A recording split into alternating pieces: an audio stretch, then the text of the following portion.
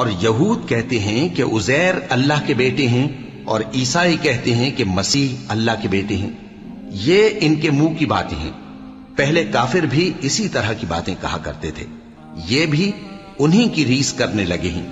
اللہ ان کو ہلاک کرے، یہ کہاں بہہ کے پھرتے ہیں؟ انہوں نے اپنے علماء اور مشائخ اور مسیح ابن مریم کو اللہ کے سوا معبود بنا لیا، حالانکہ ان کو یہ حکم دیا گیا تھا کہ معبود واحد کے سوا کسی کی عبادت نہ کریں، اس کے سوا کوئی معبود نہیں، اور وہ ان لوگوں کے شریک مقرر کرنے سے پاک ہے۔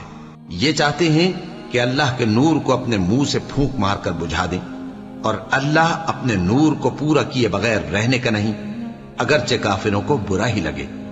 وہی تو ہے جس نے اپنے پیغمبر کو ہدایت اور دین حق دے کر بھیجا تاکہ اس دین کو دنیا کے تمام دینوں پر غالب کرے، اگرچہ کافر ناخوش ہی ہوں۔